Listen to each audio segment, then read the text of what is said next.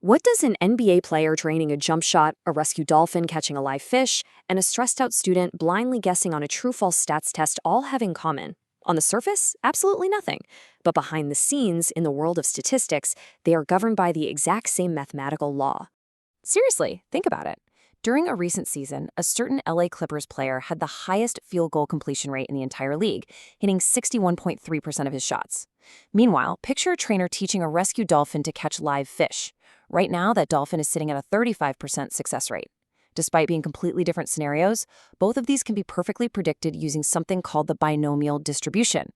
It's like a universal cheat code, and once you see the pattern, you're literally going to start seeing it everywhere. So by the end of this explainer, you are going to completely understand the core concept behind this distribution, the actual math making it work, and exactly how to apply it to real-world stuff. We're going to build this up step by step, starting with the non-negotiable rules and ending with you being able to calculate the exact probability of everyday events. Section 1, the 3 binomial rules. Okay. To kick things off, we need to know what actually makes an experiment binomial in the first place, because not every probability situation fits the bill. There's a mental checklist of 3 non-negotiable rules. If even one of these is broken, we are not dealing with a binomial distribution. Number 1, there has to be a fixed number of trials, which we call n. Just think of trials as repetitions. Flip a coin 5 times, n is 5. Shoot 80 basketballs, n is 80. Simple enough, right? Rule number 2.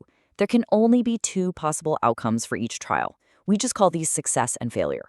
And finally, rule number 3, the trials must be entirely independent.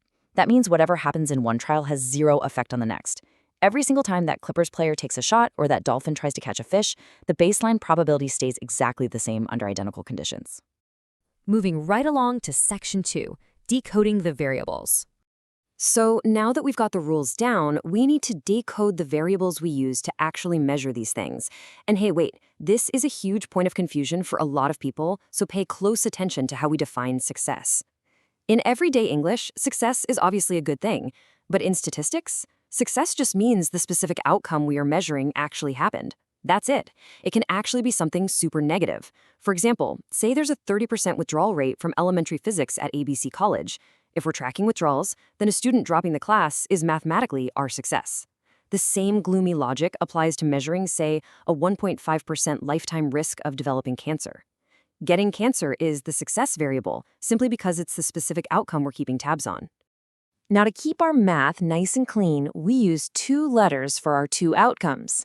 The letter P stands for the probability of a success on a single trial, and Q stands for the probability of a failure on that same trial. Since there are only 2 possible outcomes, remember rule number 2, these 2 probabilities together represent absolutely everything that could possibly happen, the whole shebang. Let's ground this with a concrete example. Say we have a student, let's call him Joe, taking a true-false stats test. Joe totally forgot to study, so he's just blindly guessing. But let's assume Joe has a weird supernatural knack for this and he guesses correctly with a probability of 0.6 or 60%. So in this scenario, our P is 0.6. Here's the crucial takeaway. P and Q are opposites that complete the whole picture. Together, they make up 100% of the possibilities, which in math is just the number 1. So, quick question for you to test your understanding.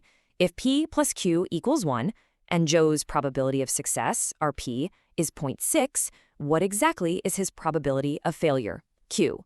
You guessed it, it's 0.4, because 1 minus 0.6 leaves us with exactly 0.4. Every single time Joe answers a question, his probability of success stays at 0.6, and his probability of failure stays firmly at 0.4. This absolute consistency, it's the beating heart of the binomial distribution. All right, Section 3, calculating the averages. Okay, so we've got our rules and we've got our variables. N for trials, P for success, and Q for failure. Let's see how we mash these together to predict actual real-world averages. If you want to know what to expect on average from one of these experiments, you use the mean formula. The Greek letter mu represents our expected average, and honestly, the formula is beautifully simple. Mu equals N times P. You literally just multiply the total number of trials by the probability of success. So if Joe guesses on 10 questions and his chance of getting one right is 0.6, you just do 10 times 0.6. Mathematically, you'd expect Joe to get 6 questions right. Easy, right? But, reality is rarely perfect. Joe might get 5 right, or maybe he gets lucky and hits 8.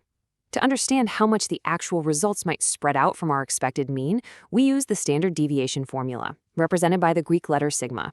Sigma equals the square root of n times p times q. This brilliant little formula takes our total trials, multiplies that by the chance of success, multiplies that by the chance of failure, and then just finds the square root of the whole thing.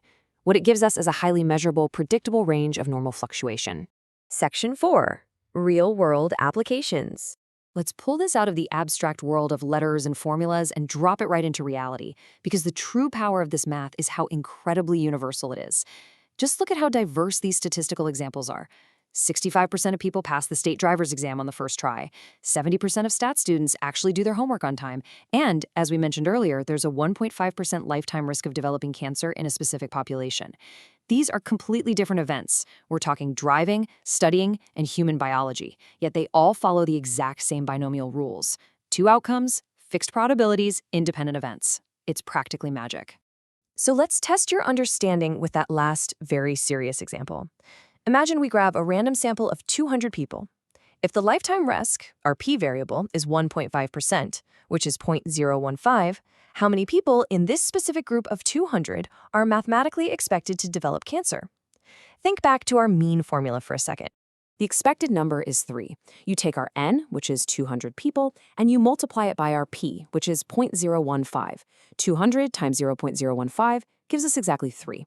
And this isn't just math trivia. By understanding this, public health officials can accurately predict and allocate resources for hospitals based on population size. It literally saves lives. And finally, Section 5, spotting the fake. Now hold on, this next part is absolutely crucial. Before we wrap up, we have to talk about the most common trap people fall into. Because not everything that looks binomial actually is. We need to train your brain to spot the fakes. Consider 2 scenarios. On one hand, we have an altered, weighted coin flipped 5 times. Even though the coin is rigged to land on heads only 25% of the time, this is still a binomial experiment.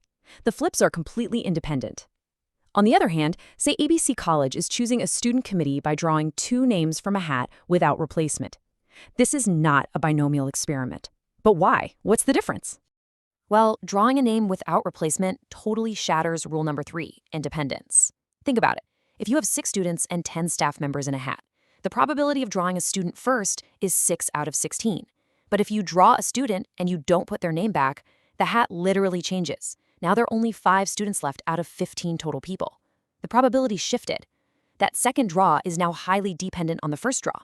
And because that probability changed, the binomial rules are completely broken.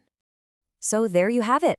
We've broken down the 3 strict rules of binomial experiments, we decoded our variables of success and failure, we calculated expected averages, and we even learned how to spot those tricky dependent variables that try to break the rules.